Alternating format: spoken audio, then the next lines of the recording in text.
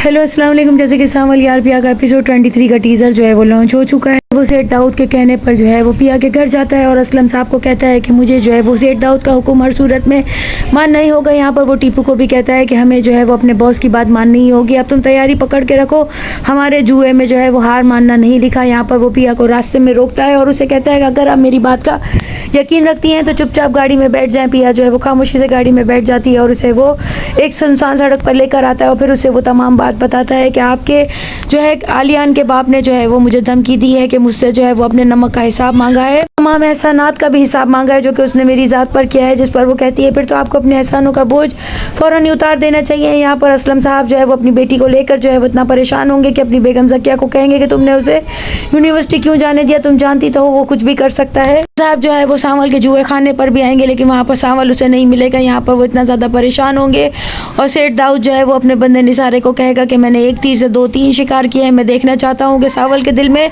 हमारे लिए कितनी नमक हराल जो है वो चल रही है। और दूसरा मैं अपने बेटे आलियान को भी देखना चाहता हूँ। अगर वो उसे अगवा कर लेगा तो फिर जो है वो देखना अगवा की हुई लड़की के साथ जो मोहब्बत का भूत है वो सब का सब उसका उतर के रह जाएगा और फिर वो शादी करने की जिद नहीं करेगा। असलम के साथ मेरा जो है वो पुराना हिसाब जो है वो भी बेबाक हो जाएगा। वो लड़की इतनी बदनाम हो जाएगी कि फिर उससे कोई भी शादी नहीं करेगा। यहाँ पर वो इसे ये भी बताता है सावल के जो है सेठ दाऊद ने जानता है कि तुम आलियान से मोहब्बत करती हो तो वो तुम्हारी शादी उसके साथ नहीं करवाना चाहता बल्कि वो तुम्हें अगवा करवा रहा है ताकि तुम्हारी बदनामी हो, बेइज्जती हो। अब तुम अपने घराने को बचा सकती हो कि तुम कैसे अपने घर वालों का साथ दोगी। यहाँ पर वो कहती है मैं बहुत ज़्यादा परेशान हूँ, मुझे तो अपने लोगों पर भी भरोसा नहीं आ रहा क्योंकि यहाँ पर जब वो निसारे की बात अपने वालिद से सुन लेती है कि उसकी माँ के मरने के बाद जो है वो उसे ले लेकर दर बदर भागता रहा है। ये कि असलम साहब जो है वो भी पहले एक जवारी थे जिसका सेठ दाऊद से कोई ना कोई कनेक्शन है। यहाँ पर सावल जब बात कर रहा होता है तो वो तमाम बातें सुन लेती है और फिर उसे ये भी कहती है कि आखिर तुम क्यों मेरी मदद करना चाहते हो। जिस पर वो कहता है कि इस बात का कोई मेरे पास जवाब नहीं है। लेकिन यहाँ पर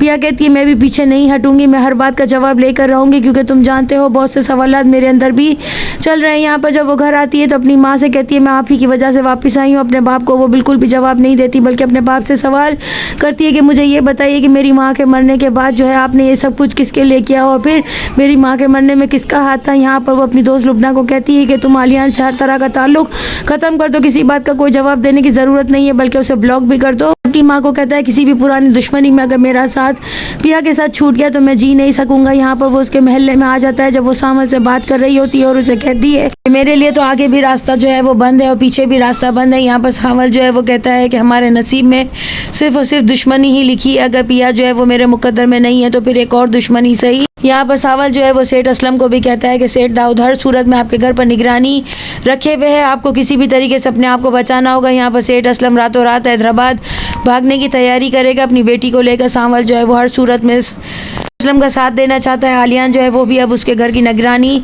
रखेगा क्योंकि वो देखना चाहता है कि आखिर जो है वो पिया क्यों इतना मुंह छुपा रही है नेक्स्ट एपिसोड में और क्या होता है। चैनल के साथ बने रहें, लाइक करें, शेयर करें और सब्सक्राइब करें।